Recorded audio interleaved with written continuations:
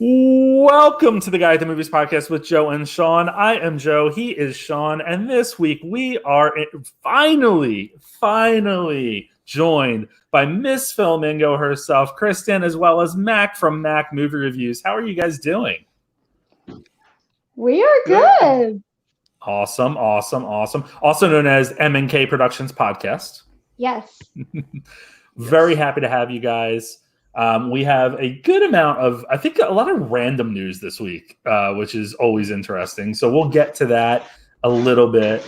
But first and foremost, let's dive into a little bit about what we've been watching.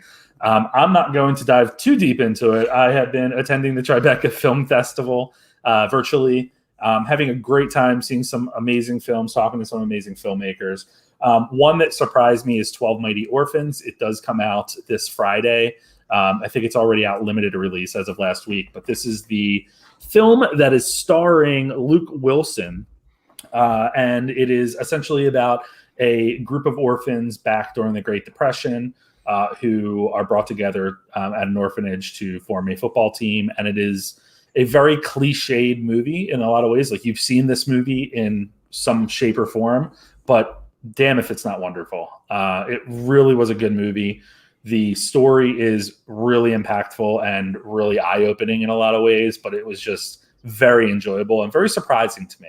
It was one that I wasn't totally thrilled about seeing, but it really caught me off guard, and I do recommend it.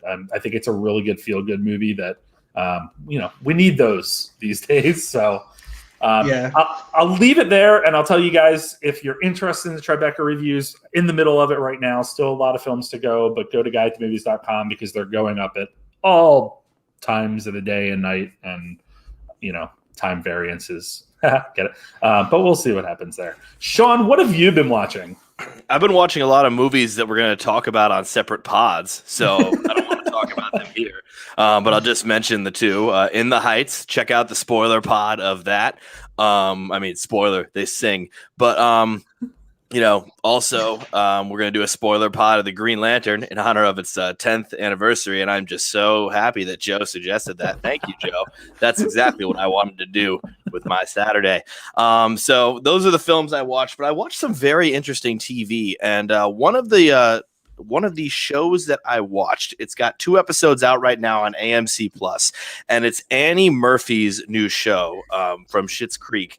It's called Kevin Can Go, or excuse me, I always say that Kevin Can F Himself, and they're intentional with saying F himself on this. It's a real deconstruction of the 4-camera American sitcom. And when I knew that that's what it was going to be about, I started to roll my eyes, because this is just like, another show or another art piece or another thing saying that those sitcoms are bad. Yeah, a lot of them are not good, but there's no, there's an art to them. I will say this is a pretty great one, because she plays the wife of an overweight husband from Worcester who's an idiot, and that, from Boston especially, which really that got me. I loved that, so he's loves all the Boston sports stuff.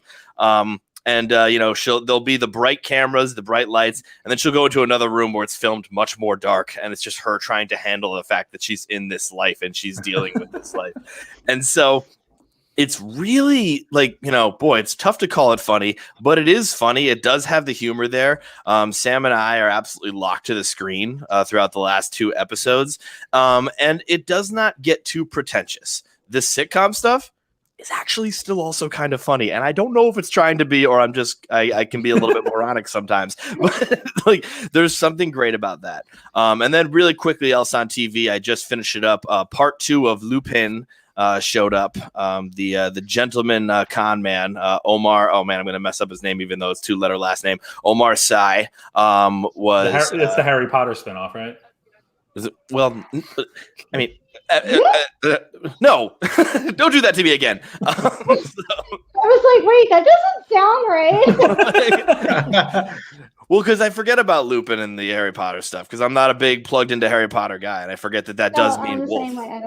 Yeah. But anyway, this is the Gentleman Con Man, or at least the Gentleman Con Man is actually a bunch of real books. And this guy, Arsène Diop, was wronged by a rich millionaire, and he is trying to get one over on him using like some of the methodology from that. Basically, it would be like if someone was obsessed with Sherlock and using all like Sherlock's methods and becoming like not the actual Sherlock but a different kind.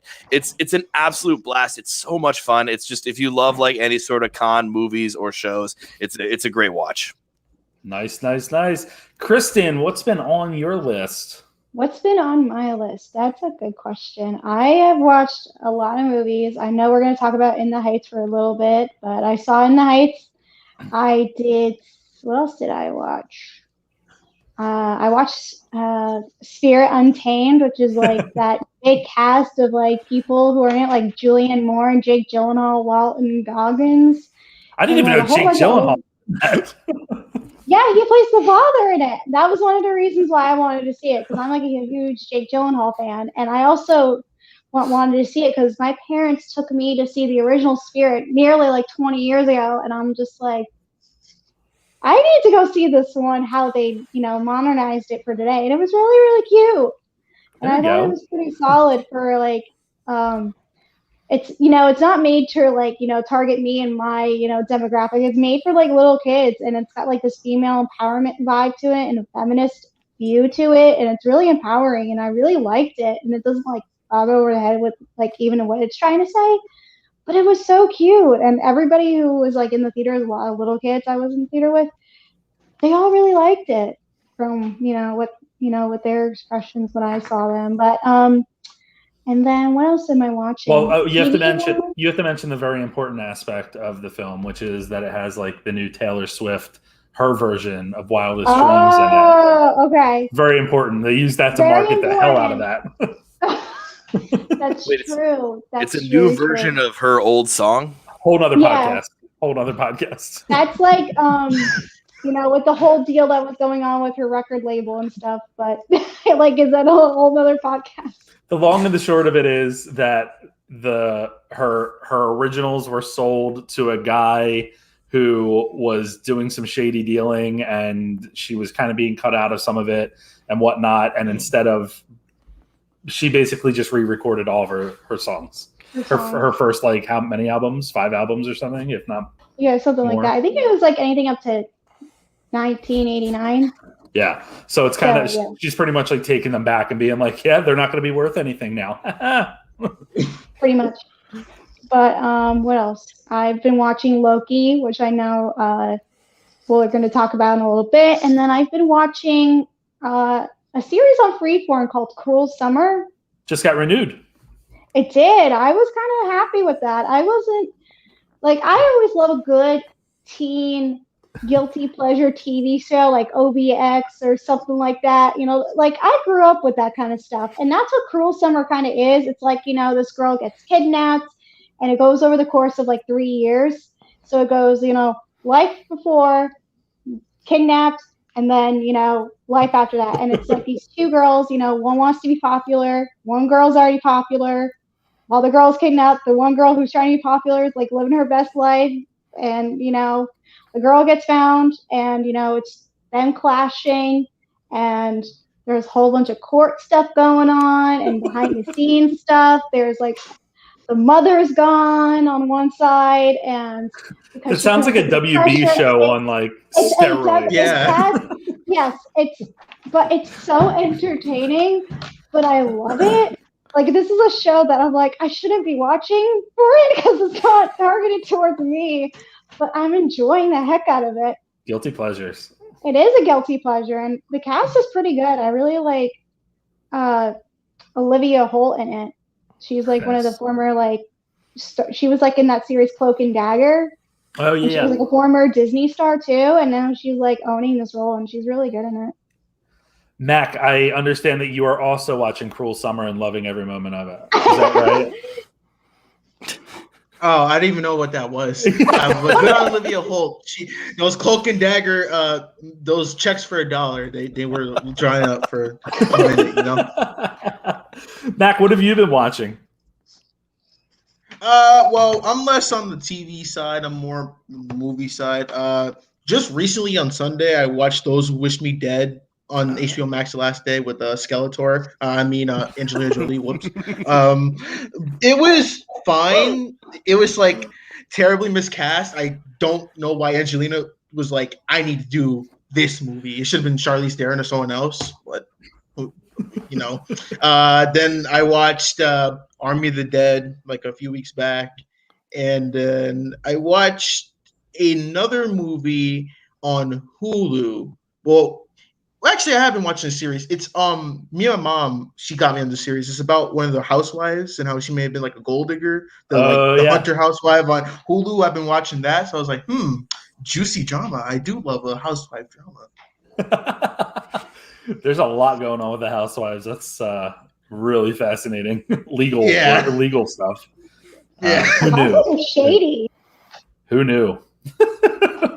So shocking to me. They all seem like just stand-up individuals. Oh God. Mac, have you watched Loki as well? The first episode?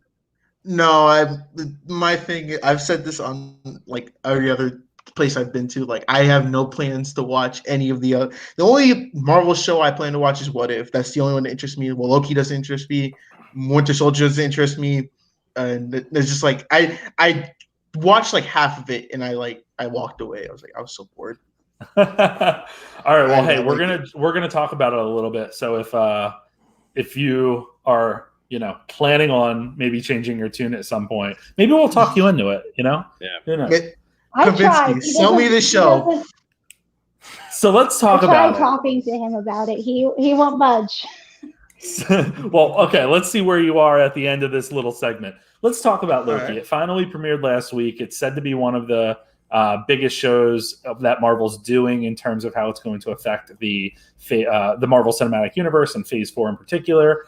Owen Wilson is involved as Owen Wilson, essentially. He's like playing himself. Wow. And of course, Tom Hiddleston is back. KRISTIN, what were your thoughts on the first episode? I thought it was a really enjoyable episode. It makes up for the first episode of Winter Soldier. I will say that. That's a good point. Because with Loki and this series, I don't know what to expect and come from what's going to happen with this whole timeline. One theory I did think about is that the events happening might lead to what happens to before of WandaVision. So I think like this happens first, then it's WandaVision, and then it happens Winter Soldier stuff. Like that's what I think. But everything else though is like fascinating in the show because I don't know what to think of everything. I love the penny. What's the penny's name again? What was? Do you remember what it was? The clock. Ms. Minutes. The clock. Miss Minutes. That's Tara's clock, baby. Yeah. Mac's not even watching the show, and he's like, Miss Minutes, the clock. You pulled that quick, dude. Listen, that's voiced by one of my celebrity crushes, Tara Strong, and she does a fine and dandy job. Well, So I've been really enjoying it, but I'm right after this, I'm gonna go watch the second episode. I'm really digging it. I enjoy Owen Wilson adding to the mix. I think he's a really interesting choice to add to the MCU. So yeah, and I also really like Gugu Mbatha. I knew she was gonna be a star the minute I saw years ago.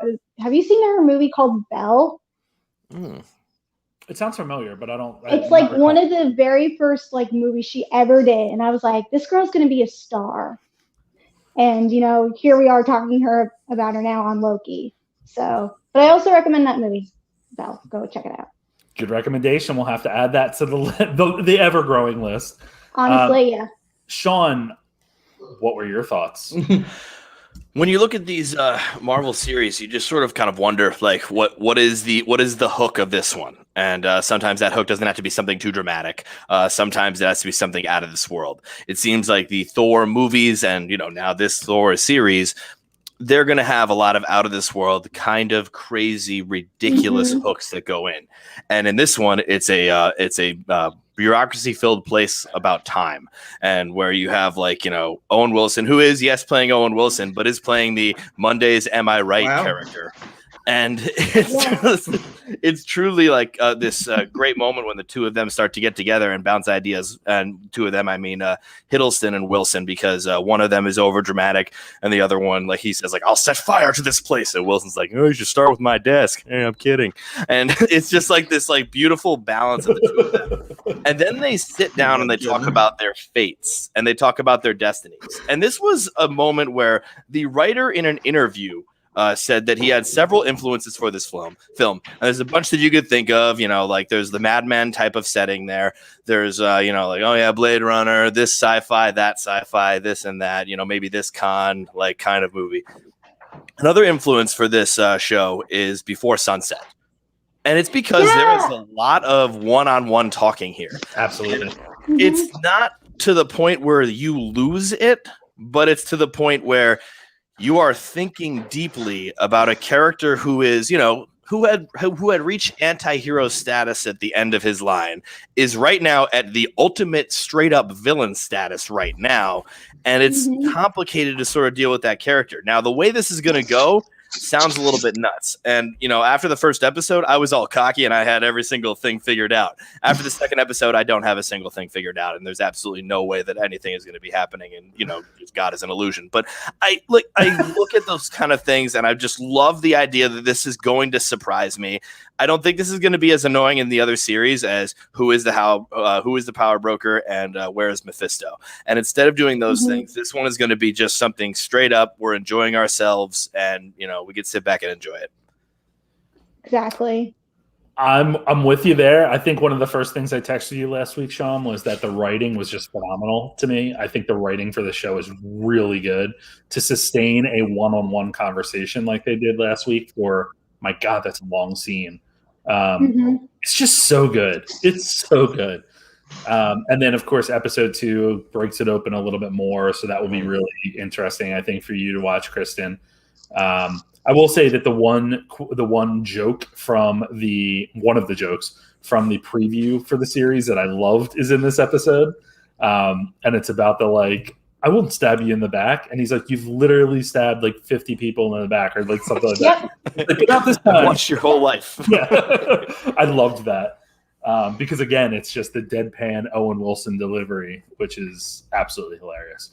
I'm excited for it. I think there's a lot more questions that open up after the second episode in terms of where they could be going with it. I think there's a lot of possibilities. But one thing that I've started thinking is that I do think that this could potentially change some things in the past of the MCU too, in a way, in terms of characters. Definitely. And I think it might open the door for them to, bring back someone here and there if they wanted to. And I don't know. The big thing last week was that people believed they saw Peggy Carter walk through. I saw that. Yeah. And I really do think that Marvel at this point is just fucking with everyone with things. Also, we curse on this podcast, so if you're offended by that, please text me. Okay. They cast the other Evan Peters, they cast Evan Peters to be Quicksilver, and it meant nothing. That made me laugh. That was funny. Everybody was so excited, including myself, and we're like, what? He's not coming back. What do you mean? That's funny. That's Ralph that's awesome. Boner. It's so weird how they're doing that stuff. I do think that they're just having fun with it. But someone else that's having their Easter eggs. I will say that they do love their Easter eggs, and it's funny because there's 2 levels of Easter eggs, right? There's Easter eggs for the MCU movie fans, and then there's Easter eggs for the comic book fans that know things in and out. The one Smithers from the Chumpcast is someone who's like, well, did you read the comics? And I'm like, no, I didn't read the comics. No, I don't know what's going on. Just tell me what's going on. Yeah. Not specifically with this show, but with other stuff too. So, for people like him, they are totally pandering to them in some ways in terms of dropping little pieces. But I will say, Kristen, after you watch the second episode, you're going to see all these articles popping around about where they may be going with a certain character. So Oh, sweet. it's pretty interesting. But Batman shows up. It's pretty crazy. yeah. The Flash just zooms in for a shot. One of the branches heads over to HBO and is like, "What the fuck? What are you doing? What are you doing?" They open a portal to the Snyderverse, and it's just right there. It just brings it to Marvel. It's now like Warner Discovery MCU. I don't know. Yeah, All right. So one other person that's having a lot of fun before we get into the news is Sean with his Awards Watch weekly Awards Watch column. This week was pretty entertaining. Talk about it. Well, this week is all about category fraud because when Lakeith Stanfield got nominated for Best Supporting Actor, everyone lost their collective damn minds and just said, like, he is literally the main character. How is he, like, in a supporting cast? And I go into explaining how that can happen, and I go into the possibilities of why there are different category frauds. You'll have to read the article to find out the different categories, but basically there's a few different ones that can happen. I'm going to accidentally say them right now if I keep on talking. But the big thing I want to sort of say with like how it's done is that people misunderstand how it's done. It's usually like, someone imagines like, oh, I'm going to sign up for Best Supporting Actor and have people vote for me. No. People just vote for the actor and then they write the category next to it. So there were a ton of people that voted for Lakeith Stanfield and then wrote Best Supporting Actor next to it. Yeah. He didn't tell them to do that. Judas and the Black Messiah didn't tell them to do that. And that system it just feels very flawed to me. There should be some sort of either qualification or something like that. Because I think there is a huge difference between supporting and main. Sometimes it's not a huge difference. Sometimes you can walk that line. And it's great to have debate. One of the categories is like, where there's a line blurred between, is that person really supporting? Well, kind of. Then it's like, is their name just under the first bill? And, is that like, that makes them supporting? Or wait a minute, they're actually the main character. There's a few different ones that go around there. But I loved looking at this because I've always been fascinated by, the supporting versus lead actor argument. Can you revisit this when we get to the Emmys? And I'm complaining about the fact that all the Amazon Prime Video movies are up for best television movie or whatever, because that pisses me off. What?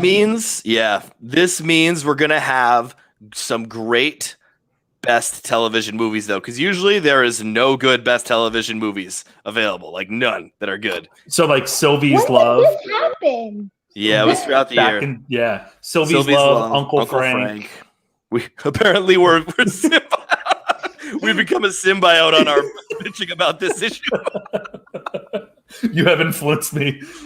So yeah, that's happening. But definitely check it out. Awards Watch with Math Teacher Movies every week, every Monday. Always entertaining. All right. So as you guys know, I like to dive into the news by throwing it at different people on the pod. So what I'll do is I'll hit a news story and toss it to one of you. And Mac, you're first up on this. I'm going to share a video of the quote unquote breaking news, which may or may not be news, but it's entertaining as it is. So let's all listen and watch this video and then give me your reactions, Mac. Here we go. Let me hit you with one more rumor before I go, because I am a huge fan of Mr. James Cameron. There's been talk that you might pop up in an Avatar film. Have you shot anything for the new Avatar films? I have spent time with him, but I have not filmed yet. I noticed that yet. So will Vin Diesel be in the Avatar sequels?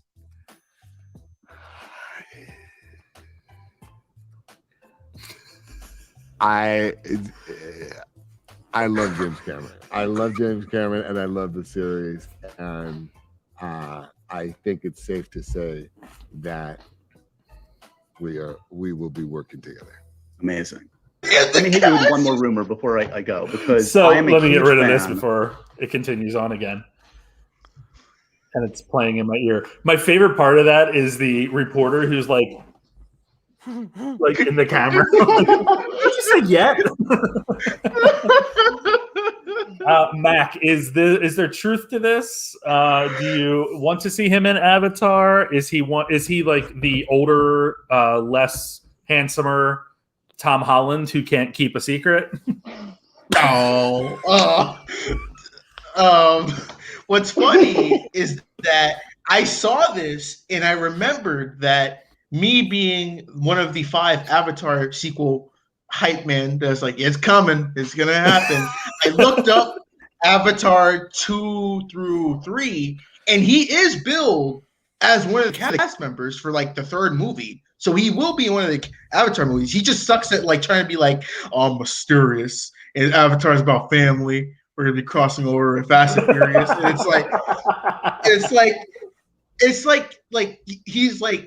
he's in one of the Avatar movies. If I'm not mistaken, it's gonna be the 3rd one. It's not the 2nd one, because I think they got the 2nd one all done, but I think it's the 3rd one, and he's supposed to be in it, but they don't know.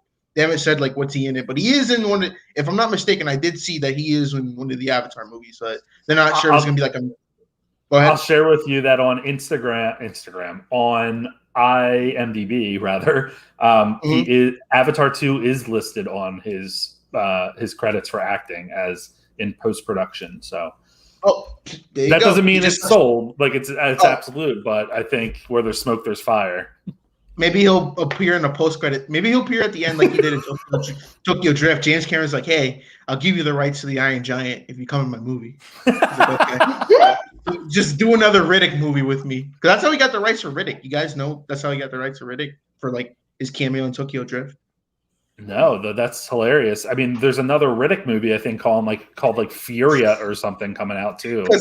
It's like real quick, like at the end of Tokyo Drift, the reason why they got him in at the cameo because they did test screenings and it did like poorly. So they asked, "Hey Vin, you want to come back? Because you didn't come back for a sequel." He's like, "I'll come back, but you don't have to pay me. Just give me the rights to Riddick." And they just made a Riddick movie that bombed. It's like, okay, here, give it. And that's why he's in Tokyo Drift for the rights of Riddick. And isn't that funny, because isn't Tokyo Drift considered like actually one of the better Fantastic Four, I almost said, Fast and Furious movies? Keep it in the family. Yeah, actually, it's like one of the like underrated ones that people say that like they got a lot of hate, and it's like now like the best one. And it's all because of Vin Diesel, and now he's gonna be an Avatar. Hey, I'm not. Thanks to Riddick. And it's all thanks to Riddick. I'm not saying I will never say never to a crossover, because apparently there's rumors about like a Jurassic World Fast and Furious franchise crossover, which I just want to like vomit at that idea. Yeah, me too. But I don't know. Sean, do you want to see Vin Diesel in Avatar? I mean, I just saw him do some damn fine acting there. It's safe to say that dude won't stand up under torture. I mean, it's just like, no, I'm in the Avatar.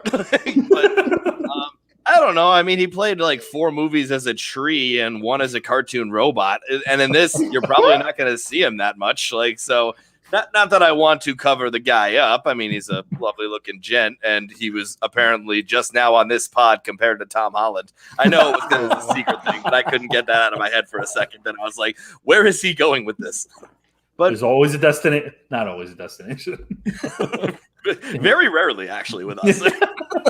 Fair point.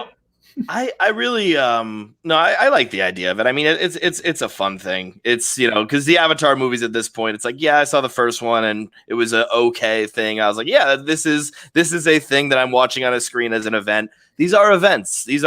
And I want to see what they do. I'm excited to see what's going on with the next one. Kate Winslet and Idris Elba filmed entirely underwater. They now can breathe better than David Blaine.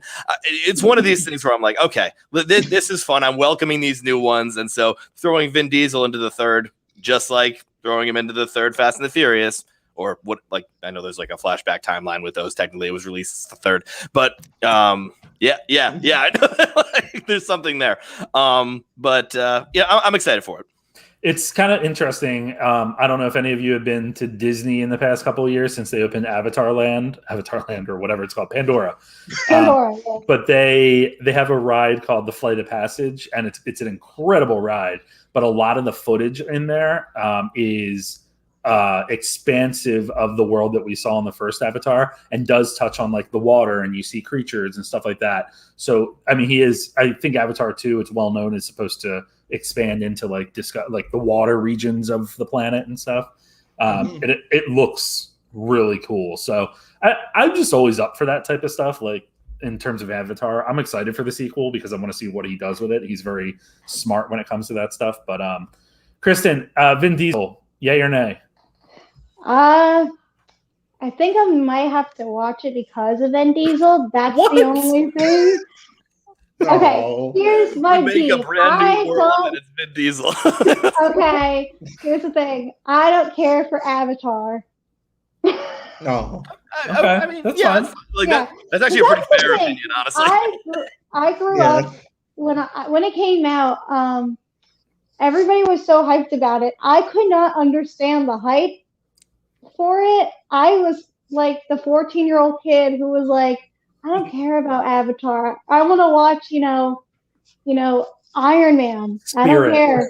Spirit. Yeah, I want to watch Spirit for the 14th of time. I want to watch a horse voiced by Matt Damon.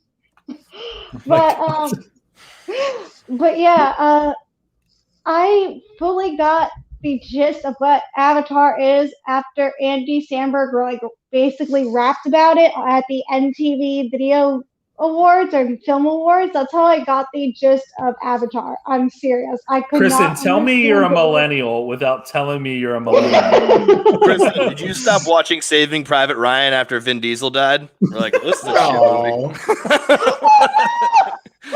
It's like, yeah, I watched all 22 minutes of Saving Private Ryan. Oh my I gosh. love that movie too. All right. While Kristen collects herself about Vin Diesel, let's move on to the next story here. I do want to talk about In the Heights. So I think, have we all seen In the Heights? Mac, have you seen In the Heights? I was gonna watch it this weekend. He only wants to watch What If in the Heights. Yeah. What is it? Yeah. Hey, that actually might be happening based on some of the controversy around it. But Oh yeah. it actually it underperformed really drastically, actually, which is very surprising.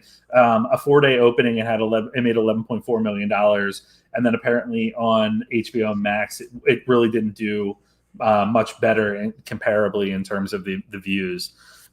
So, I mean, I think Sean and I have talked on the pod that we did on Saturday how much we liked this movie. I really expected it to be a big event based on the fact that they were pumping a ton of money into the promotion for it. It is a very good movie. Kristen, what were your thoughts on why this could have underperformed? I think first of all, we're getting so many different movies over the last, I would have to say, month. We had, The Quiet Place and Conjuring, all these movies that are finally now the big budget movies being pumped out. So I think one of the ideas is not, since, we all get to, given what the three of us do, we all, have the time to watch those movies because that's our edge. For an average person, who can go to the movies and has that time to only pick one, I feel like musicals aren't always the best niche for them. I think, horror is where it's at, and it's always been like that. And look at the success of what The Quiet Place 2 has been bringing in so much money.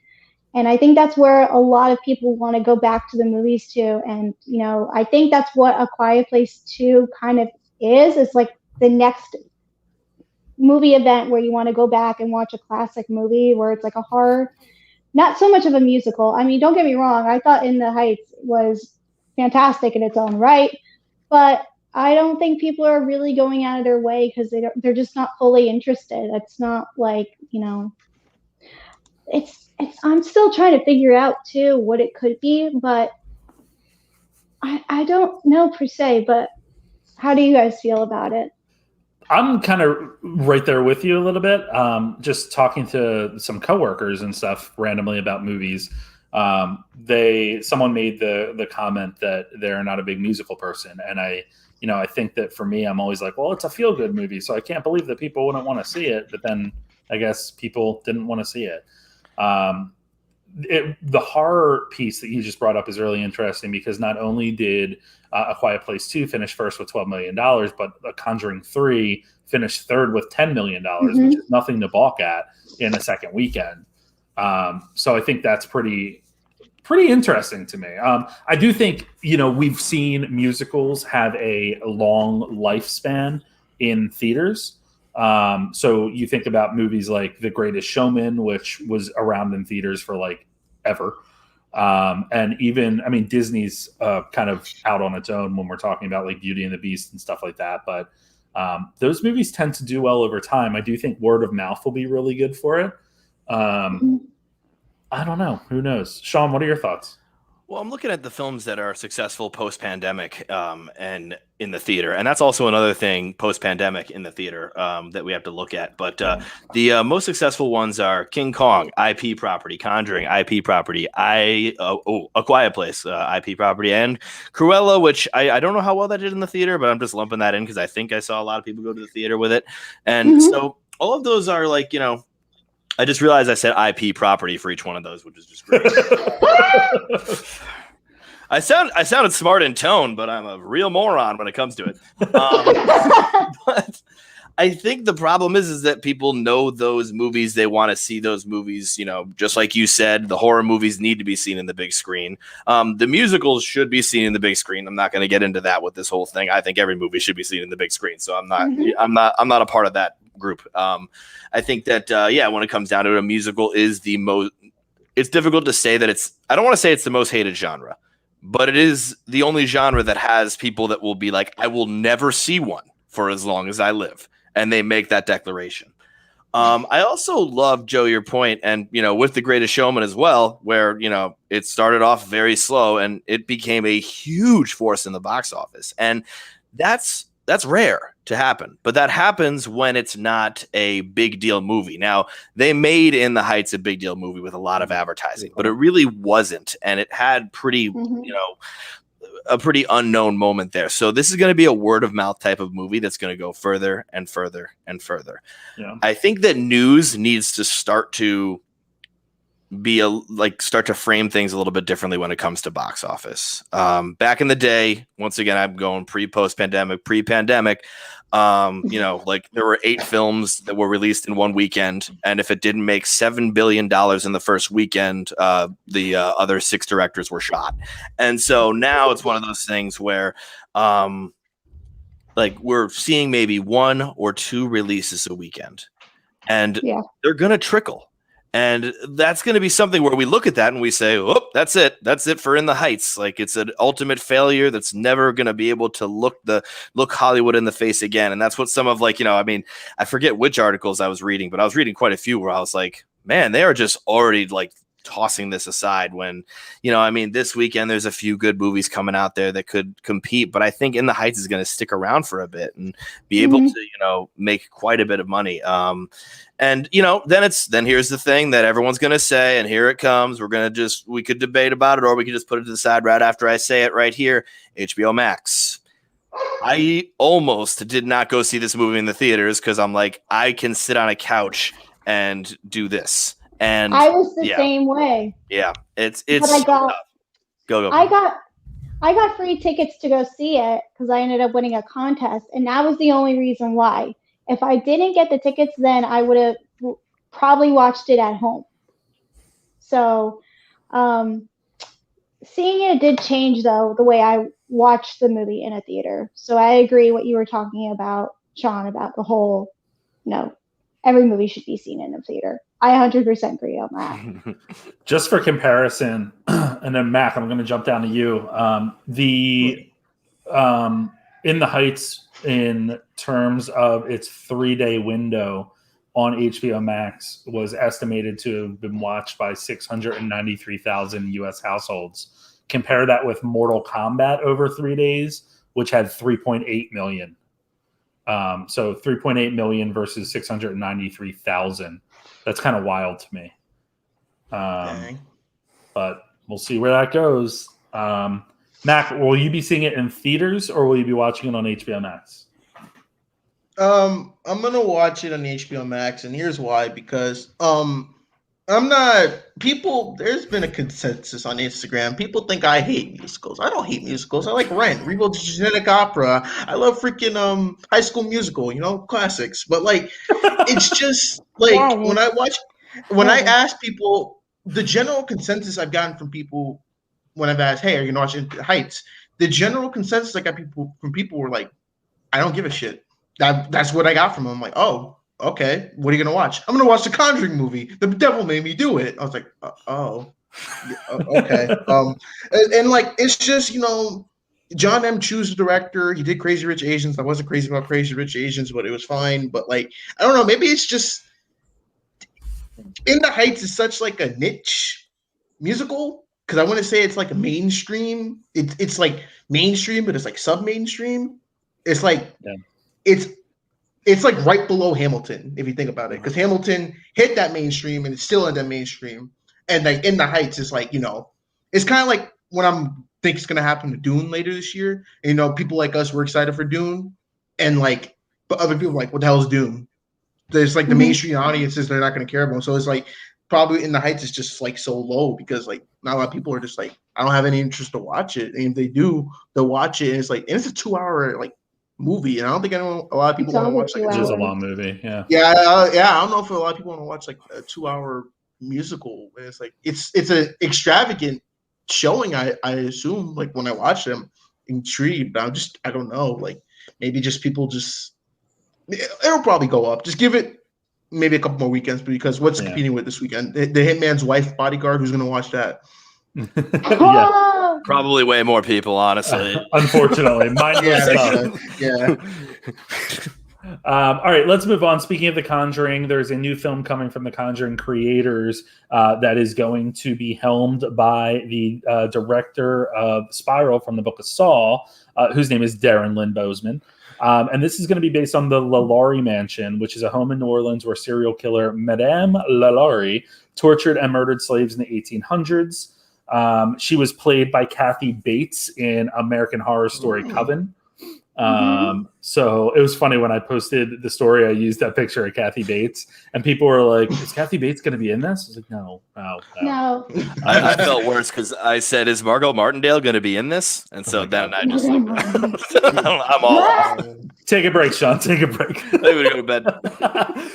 KRISTIN, LaLaurie Mansion, is this something you're interested in? Oh, 100%. I really like the direction that Darren took with Spiral. I really, really enjoyed Spiral. I loved it more than a lot of audiences. And I'm kind of bummed it didn't get like the recognition and, hype that it got. I know Mac isn't too pleased about it. But I'm kind of stoked that this, Darren's coming on to join the Conjuring universe.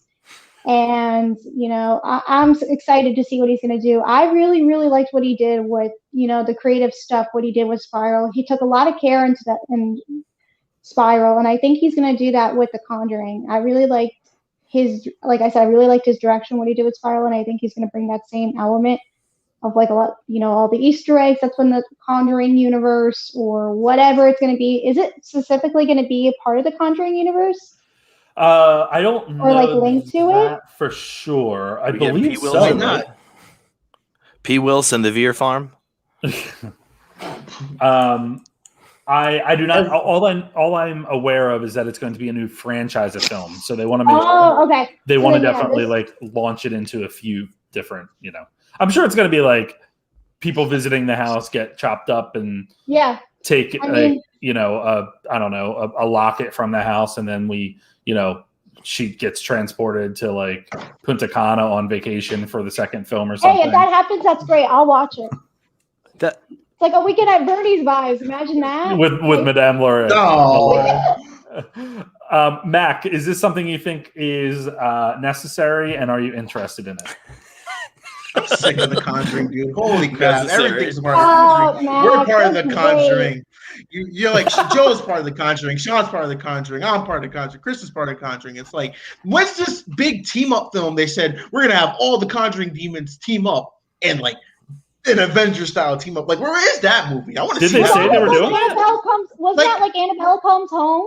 Wasn't that No, they're like they were like, we're gonna like back in 2016, they said we're gonna have like an Avenger style Conjuring crossover film with like the Nun, Lila Lorna, Annabelle. I'm like, okay, cool. And it's like, it's coming. It's like George R.R. Martin. It's like the dragons are coming. I swear, man, they're coming. And it's like, I don't care like anymore. It's like a spinoff. And then Darren Lynn Bousman, Spiral was not good. It was a good comedy. Chris Rock was hilarious. He's like, there's no one on the force I can trust. And it's just like, I don't know, but I do like the premise. That actually sounds good because Louisiana and their history with like all like their like past history and everything. I think that's interesting. So maybe that might be a movie for me. I am reading through an article while you're talking about this crossover and getting its Avengers moment.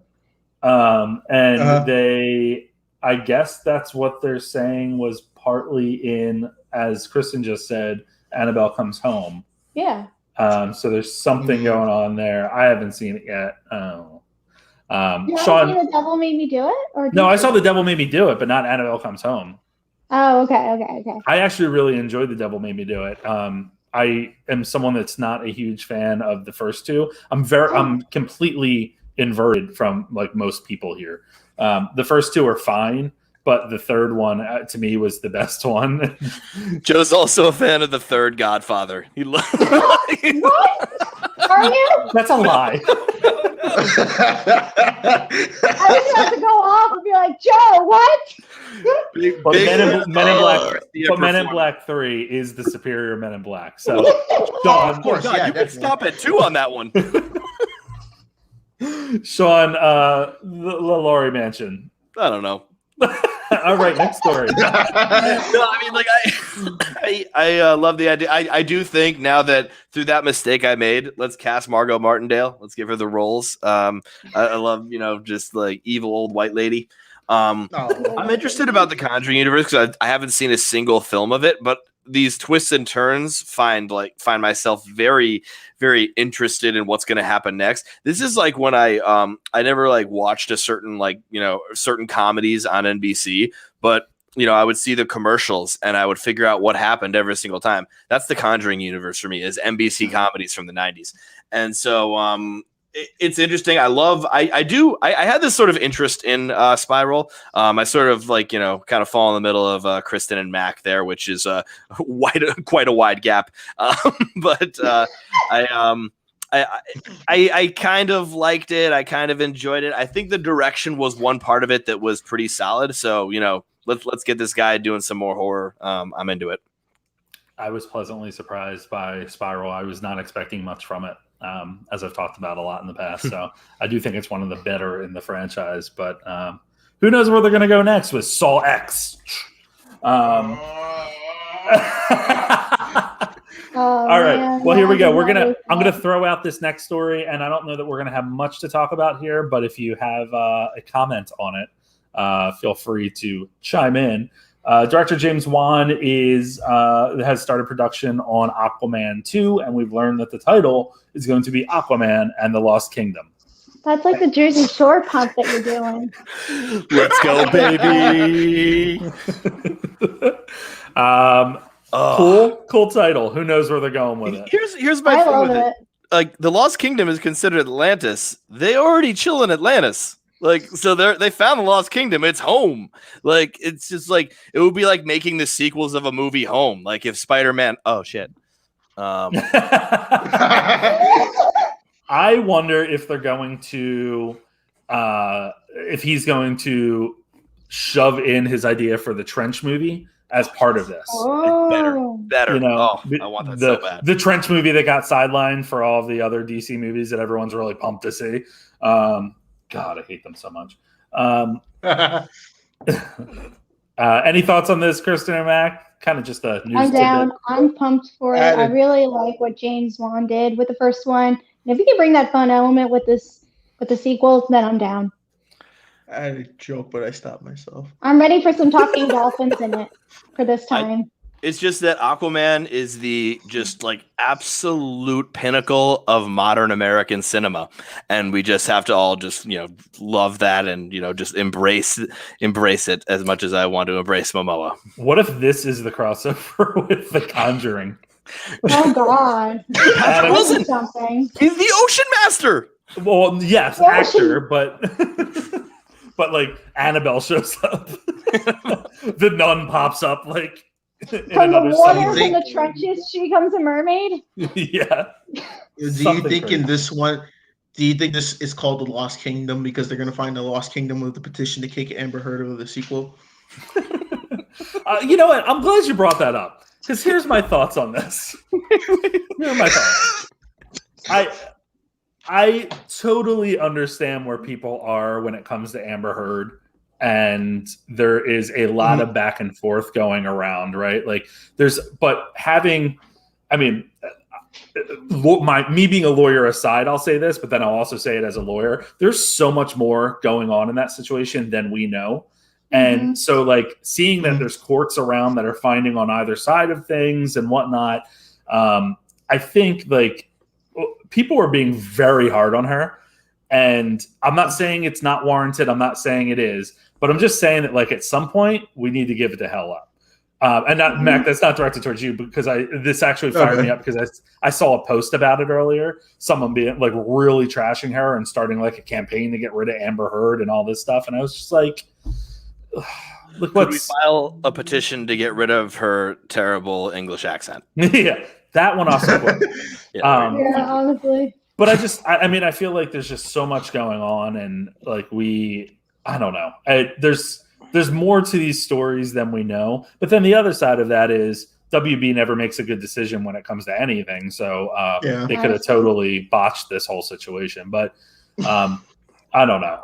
That's like that one gets me going a little bit because there's a court that has already found in favor of her in terms of like the defamation and all the stuff going on. So clearly there's some validity there. Is she a good person? She sounds like a really shitty person. And so does, for the record, so does Johnny Depp. Johnny Depp sounds like he is has more than a few screws loose. They both sound like they have above screws. Yeah. They did the both screws did it screwing up together. Yeah. That's a good one. Absolutely. I mean, like it just seems like a terrible situation all around. But she was getting like blasted when she posted like excited to get back to work on Aquaman 2. People like went off on her. And at some point I'm like, we just gotta move on from this. And like I'm just very afraid that they're gonna trash the movie because of her. And they probably would. It's the same type of Captain America thing when it comes to like, you know, fragile masculinity of people that are like, oh, a female. Oh my God. Can't handle a female in a role like this. Anyway, I'm going to get off that soapbox and jump into the next story, which is about an actress that I really enjoy. Jamila Jamil from The Good Place is the latest addition to the She-Hulk series, and Variety's reporting that she will be playing one of the main enemies for She-Hulk, Titania. Imbued with incredible strength, as most superheroes are, she joins another villain in the series, Tim Roth, reprising his role as Abomination. We also are getting Mark Ruffalo in the series, Ginger Gonzaga, Renee Elise Goldsberry from Hamilton is in the series, and Tatiana Maslany, of course, is playing She-Hulk. Sean, yay or nay? Oh, yay. Oh, yay, big time. I mean, she's wonderful, or unfortunately, because it ended, was wonderful on The Good Place. And just from that performance alone, I can see her having the potential to playing like the unexpected Sinister, where there's just something like very, very coy about her, very arrogant about her. And so for that alone, it's just like, okay, I love the idea of her as a villain in anything. Now, in a She-Hulk movie, that's going to be fascinating because she's going to turn into a big scary monster, I think. And so like that right there is just kind of one of those things where, it's going to be unexpected to see her and like, you know, not be like the usual role she was in The Good Place. But yeah, I like that it's a slight departure for her, without a doubt. Now, Mac, I'm assuming this is another series that you're not going to watch. Actually, I'm actually going to watch it because I've always been a proponent that I think any of like the Hulk should get a series because we haven't had any Hulk representation since the 2008 film with Edward Norton, and everyone's been saying like we need a Hulk movie. Maybe this will be like the precursor for the Mark Ruffalo solo movie. And I'm hoping, this is just my theory, can we have Edward Norton do like a cameo as like a janitor? He's like, I was the Hulk. Yeah, honestly. So I should have turned down this role. I think the rumor with like back in the day was that he had creative differences with Marvel, and that's why he was booted. Yeah, and that's but apparently it was. I think I heard it was like that, but apparently he's just like I just didn't feel like it was. Yeah, they didn't like him when he was angry. KRISTIN, what are your thoughts on a She-Hulk series? I'm not crazy about Jimmy and Jamil. I mean, that's me, but I think this will be a good series for her. I haven't watched too many things that she's in, but to go off what Sean said, I do agree this will be something interesting for her to take on. She kind of has like this villainous vibe. I could see her playing a villain, so I'm down. I'm on board with that. I like that analysis there. There is breaking news actually as we're talking about this, which is kind of wild. Vin Diesel has just been cast in the She-Hulk series. Which is really weird. And will be playing the Absorbing Man. He's bullshitting us. Does that change your opinion, KRISTIN? No. He's bullshitting us. Now he'll be playing Groot and that. He's another villain that's been associated with like Thor and stuff, but he is considered a main Hulk villain because he's fantastically strong and durable, but his power is to absorb anything he touches, making him extremely dangerous. Are you serious? Yeah. Are you excited about this, KRISTIN? I don't know whether to believe you or not. No, that is not true. Well, now that's on my internet algorithm, you dick. You're a lawyer. Oh, God. Vin Diesel She-Hulk is on my recent searches. Oh, God. We're really bad at putting that stuff out into the universe. Jared Leto was just cast too. Shut up. That could actually happen now. That's gonna happen. And then he gets nominated for an Oscar. Yeah, that'll get nominated for an Emmy for that crap. Anyway, something else that is happening is that we are getting a sequel to Greenland. Greenland was actually a big hit during the pandemic, and we are getting a sequel that's titled Greenland Migration, which will follow the surviving Garrity family members as they must leave the bunker and travel across frozen Europe to find a new place to call home. Gerard Butler and Marina Baccarin, I think I'm probably pronouncing that name wrong, but they're returning to the lead roles, as well as, or so is the director from the original film, Rick Roman Wall, and writer, Chris Sparling. KRISTIN, Greenland, yay or nay? I didn't love it. I mean, I thought it was fine, but for it to do well during the pandemic, I think it was one of the better post-apocalyptic films that I've seen in the last few years. Maybe even better than the last 10 years or so. So I don't mind it. I'm sure it'll do well. So I tend to agree with you there. I thought this movie was a little more gripping, at least for the first half of it, than a lot of movies like this. But Mac, how about you? I'm excited. Remember I said in your Discord server when it first came out in December that I liked it, but I just said I despise the kid in this movie. I said it's always the little kid in these movies, and I'm like, oh my goodness! It's like, okay, I know you need to. Well, no, I don't want to. Well, can I spoil it? Oh, you can totally spoil that. Spoil. Okay, so like when he took the blanket out for like the comfort when they're on the way to the airbase, and like his insulin fell out, I'm like, oh my goodness. And like they didn't check the car. Like when I get out of a car or like the bus, I always check, make sure nothing fell out my pocket. And they're like, oh no, we gotta separate now. I'm like, oh my goodness. It's like, and the kid was just When was the last time there were meteors coming down when you were trying to get out of a vehicle? 1998. The kid has to realize that okay, let me double check I have everything while the world is falling apart, and then he puts it back in, because that's what Mac and I were discussing a while back when this came out. I did not like that kid either. I once forgot my retainer in college, so sometimes things are difficult to do. No, I mean, like, I am someone that like checks my AirPods to make sure I have them 12 different times, but that's because I'm horribly addicted to podcasts. So, you know, when it comes to medicine for my kid, fuck that. You know what's great about this? Leave It to Hollywood, where there's this great movie that everybody loves where a literal meteor hits Earth, and like they kind of look at the end of the movie and they're like, how about a sequel? It's funny because it's like it's funny because it was like, okay, I'm excited for the sequel, but I'm like, man, that's actually what. Remember that movie 2012 with John Cusack years ago? That was going to be the plan for a sequel. They're going to do like a TV series. They're going to have the new continent that formed at the end of the movie. It was going to be them finding a home on the continent. Oh my God, maybe the sequel's a crossover with 2012.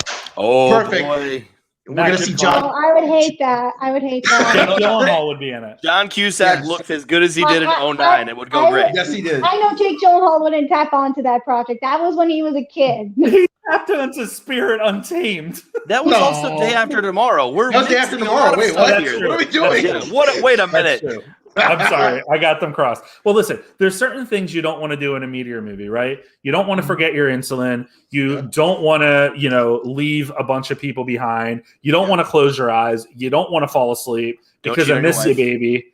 And you don't want to miss a thing. Oh, damn. I just stepped on that. I'm sorry. Wait. One more. When I reviewed it, I made a mistake because I swear, because we had a screener for the movie, so we watched it like the Wednesday before it came out. I swear I heard Gerard Butler try an American accent like the first 5 minutes of the movie, then it just I agree with Nacho. I'm like, am I like crazy? Like, I swear you were like an American like 5 minutes ago. Now you're just like your natural born tongue. I'm like, what? It was like only Americans should get the brand. I'm like, whoa, what? He's like, wait. The Elizabeth Olsen treatment. I just give up. Yeah, I was like, oh my goodness. I love how they're making a meteor crash down to Earth, and the hardest thing is to get that guy have an American accent. Yeah, it's hard, I'm just glad he's getting more work. I mean, between Greenland and the Olympus series of films, I mean, that's keeping him going. They're running out of Geostorm. Yeah. Oh, the Geostorm. Geostorm. Maybe Gerard Butler's trying to tell us something. I think I may have told this story before on the podcast, but I'm telling it again because we brought up 2012, and it was one of my favorite moments from grad school. But we were watching 2012 when it came out, and we may have been drinking a lot.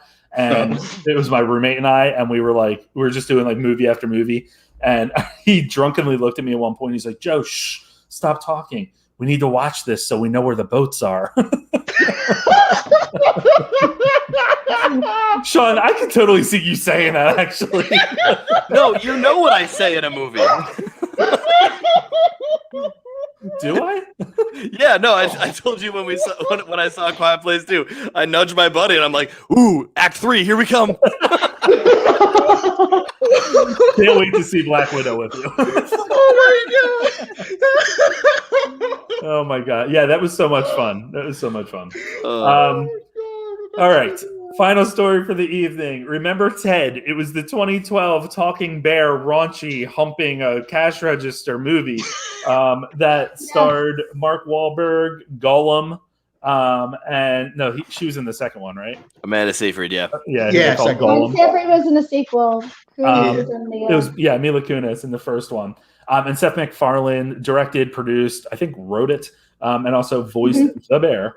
But we are getting a TED TV series on Peacock, and it is a straight-to-order series. MacFarlane is executive producing, and he's in negotiations to return as the voice of Ted.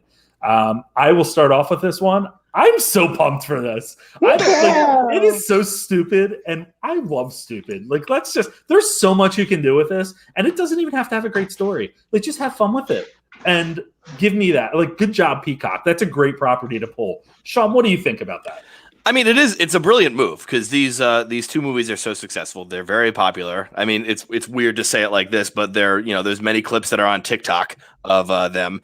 They're like often like, so they're culturally synonymous. They're already there. I wonder at this point, and I've been having this debate with myself, and I guess I could open it up to the floor. But before I do that, I just want to say with Ted was something where I loved the premise way more than the actual execution of it. Like the fact that a kid made a wish and a teddy bear came to life, and then he became like a, like a deadbeat adult, which is beyond hysterical. But I don't think it went anywhere, which is I think the purpose of it. But I will be checking out this series. But now here's my thing. Peacock, are we having any? Because right now I haven't done it. I almost did it for Girls 5 Eva, the Tina Fey show.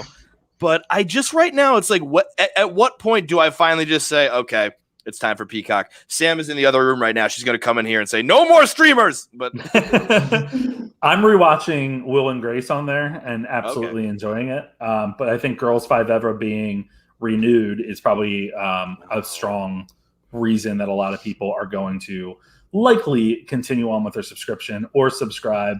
But guys, real quick, a quick musical break here. I would like to share this with you all. Yes. Yeah. it's on mute. It's on mute. Joe doesn't know it's on mute. Oh no. So let's just act like we He doesn't know. know right now. Was it on mute? Yeah. it was. We couldn't get to you. What do you mean you couldn't get to me? Everyone was We on kept on mute. saying it. Oh, I didn't even hear that. Listen, whatever. We'll fix it in Well, post. we know the song. We could sing it. Well, I'm about to share it again. Here we go. And I'll actually cool. hit share audio this time, but enjoy Peter Griffin as the bear. Maybe I should hit play. I don't understand. I really don't. 35 years old and you're still scared of a little thunder. I am not. Thunder Buddies for life, right, Johnny? Fucking right. All right, come on, let's sing the thunder song. All right. When you hear the sound of thunder, don't you get too scared. Just grab your Thunder Buddy and say these magic words. Fuck you, thunder. You can suck my dick. You can't get me thunder because you're just God's farts.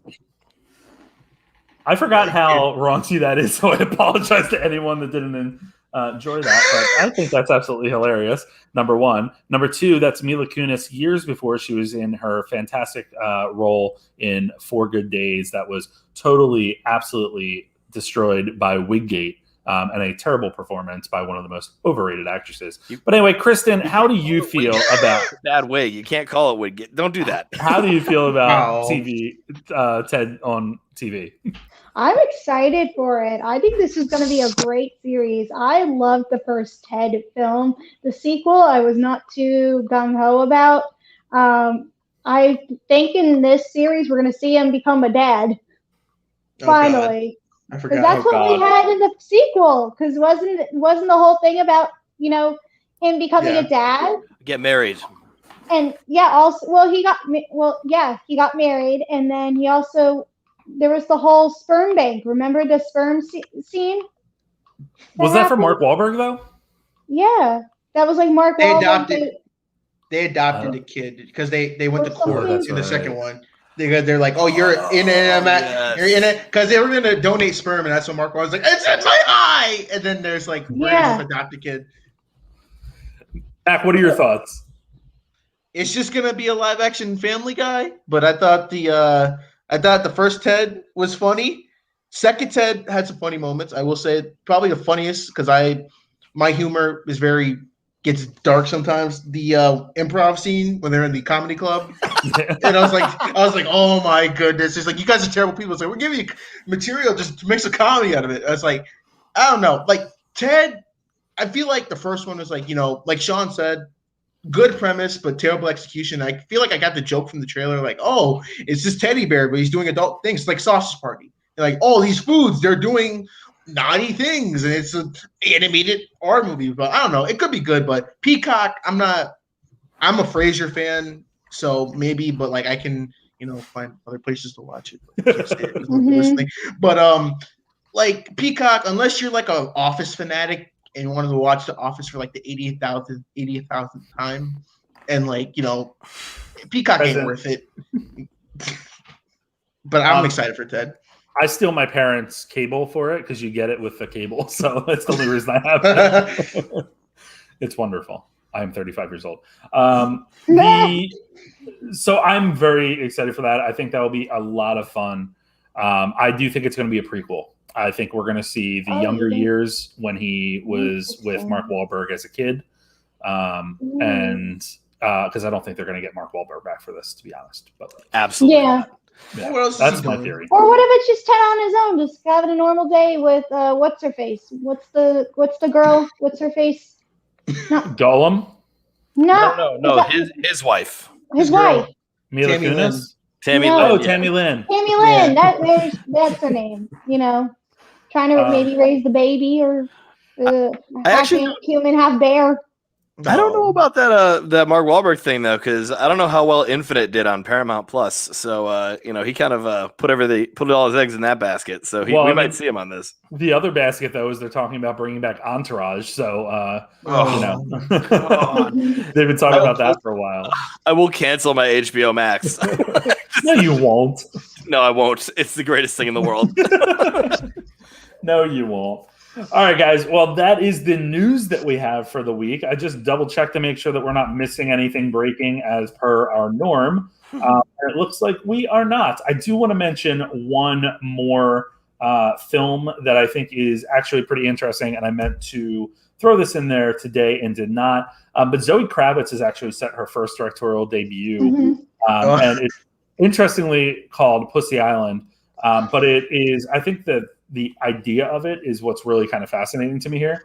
It's so she developed it with Channing Tatum in mind to play the main role of a kind of like a sleazy like tech mogul philanthropist who catches the eye of Frida, a young, clever Los Angeles cocktail waitress. The film goes on to be it says like when she skillfully maneuvers her way into King's inner circle and ultimately an intimate gathering on his private island, she's ready for a journey of a lifetime. Despite the epic setting, beautiful people, ever-flowing champagne, and late-night dance parties, Frida can sense that there's more to this island than meets the eyes, something she can't quite put her finger on, something terrifying. Here's my question. Does this mean it's going to be a Jeffrey Epstein type story, Sean? Oh, I'd be so down for that. That'd be so interesting. That's where my mind went first. That's really tricky. I didn't even think of that because I didn't even think of that either. That gets tough narratively. I think that gets a little bit. Oh boy, I'm like just I don't know why I'm tiptoeing about that. I'm just sort of like it's just one of those things where that's a tough execution to like have. It says something terrifying at the end, and what if it's like a hard thing? Like that's what I wonder. I thought murder, yeah. That's what I think. Isn't that Private Island or not Private Island? What was that called? Fantasy Island. Fantasy Island. The Dumb Island movie. Yeah, it was bad. Yeah, like what do you think, Kristen? Like what? So first of all, are you excited for a Zoe Kravitz directorial debut with Channing Tatum? And then does like the idea of the movie sound good? I think the idea of the movie sounds really good. I really like your theory about, this Jeffrey Epstein kind of story. I think that would be really, really interesting to see. Better than what I was thinking of, like a horror type vibe or like this drama of like, just sleazy money without, the whole thing with involving women and everything. But if that's the case with this Private Island, it's maybe Epstein territory. And I feel like now you bring that up, it would make sense because given, the controversy surrounding Epstein and the whole, following it got with the Netflix series and everything else, it makes kind of sense to me if that's the case, if that's the story. But I'm down for it. I'll watch it. I like Zoe Kravitz. Mac, what are your thoughts on this one? First of all, why is it called that? Because when I was muted, I was like, "Hey, Mom, what do you think of a movie called, Pussyland?" She's like, "What?" And she's like, "Is it like?" I was like, "Yeah, that's the name." She's like, "Oh, no," but it does seem like kind of satire on the whole Jeffrey. It does seem like a little like we're gonna do a satire on the Jeffrey Epstein because it just sounds way. It sounds like. Are you guys familiar with Daniel Farrar? Farrar? Yep. It sounds like something he would do because that's what he's like. Something like, oh, we're gonna take Jeffrey Epstein's story, but we're gonna put like this fictional character, and she's the reason why he died. It's like I don't know. It could be interesting. I do like Zoe Kravitz she's a good actress. Channing Tatum, he's good. Doesn't get a lot of respect, but I'm intrigued by it. I will share that on IndieWire. So I'm going to change my tune a little bit. The Jeffrey Epstein thing was what I originally thought. Now I think it's going to be more of a Me Too direction. The reason I say that is because Kravitz was asked about it, and she said this, according to IndieWire. The title means a lot of things. I started writing this story in 2017. As a woman in general and a woman in the industry, I've experienced some pretty wild behavior from the opposite sex. The title was kind of a joke at first, this place where people would go, bring women, party, and hang out. The story evolved into something else, but the title wound up having multiple meanings, and it alludes to this time and place we claim to not be in anymore in terms of sexual politics. Later on, she said it's a nod to that, like past behaviors and such, but it's also playful and a really playful film in a lot of ways. So, I mean, I guess that's why you have Channing Tatum involved, because his most serious role, if I am recalling, would be Foxcatcher, probably. I was gonna say Foxcatcher. Yeah. Foxcatcher, maybe Side Effects, maybe. Yeah, that's a good one too. About that movie. Yeah. I do too. I'm on board for that. I actually really like Channing Tatum as an actor. Me too. So that's happening. But here's what's coming out this weekend, because that's the end of our news stories. Fatherhood hits Netflix. Luca hits Disney Plus. The Hitman's Wife's Bodyguard hits theaters. So does 12 Mighty Orphans hitting theaters. And the 2.5-hour Sparks Brothers documentary also hits theaters. I forgot to talk about that one, but saw that. Really fascinating, very long. So yeah, that's happening. So there are the movies coming out. Couple announcements. Spoiler chats coming up. As Sean mentioned earlier, we will be celebrating the 10-year anniversary of the Green Lantern film. Which will be, it may be a 3-minute podcast, it may be a 30-minute. Who knows with us? It's going to be 3 minutes. 3 minutes on the dot. 30 seconds. And the other piece is that next Thursday, a week from this Thursday, which should be next Thursday. Anyway, I'm tired. Trivia night with Guide to Movies and the Chumps is going to be about the Fast Saga because it is the night before F9 comes out. So we will be doing Fast and Furious trivia, and that will be fun. KRISTIN and Mac, always a blast to talk to you guys. It's been too long, actually, since we've all been on something together. So I'm very happy that you were able to join us. And I want to give you the opportunity both to share what you're doing together in terms of the podcast, but also where people can find you individually. Mac, we'll start with you. Well, thanks, Sean and Joe, for having us on. It was really fun and everything. It's awesome. Hope to get you guys on the podcast and we'll come back. It's really fun. But you can find us on Instagram. I got MNK Productions podcast, MNK Productions, Mac Movie Reviews. YouTube is in Mac Movie Reviews. Facebook page, Mac Movie Reviews before I take it down. And then Instagram page, Mac Movie Reviews. Just working on a few reviews. Just a couple things up. I got to do some catch up for YouTube. So, yeah, you can check me out wherever. Just look up my name on Google. You'll find me. Nice. KRISTIN, where can people find you? Same. You can find me on Instagram at Miss Filmingo, and you can follow me on Twitter at KFilmingo, and I'm all over the place. I write for all sorts of different websites, so you go in my Instagram, click the link in my bio. There's all sorts of stuff you can find, good goodies on there. You can also, like I say, you can catch me on Backside every once in a while. But coming up on our podcast, we have finally we're releasing our episode with the huge interview we did with the cast of Hollywood.com, which is a Mika Borum movie that just came out. So we hope you guys all check that out once that comes out. But for now, thank you for having us, and I hope you guys can come on our show. We would love to have you. Absolutely. We're always around. We don't have lives. No, I'm kidding. Well, same. I know. Watching movies, right? That's what we do here. Sean, where can people find you? Math Teacher Movies on Instagram. I do Monologue Mondays, What the Oscars Got Wrong Wednesdays, and Final Shot Fridays. I also review movies and TV of old and new. Also at guyatthemovies.com, I have an Oscar column called Awards Watch with Matt. God, son of a bitch, motherfucker. That was so good. Awards Watch with Math Teacher Movies. I was like, who's Matt? Awards Watch with Matt. And the teeth got in the way. And those are, large enough. My God.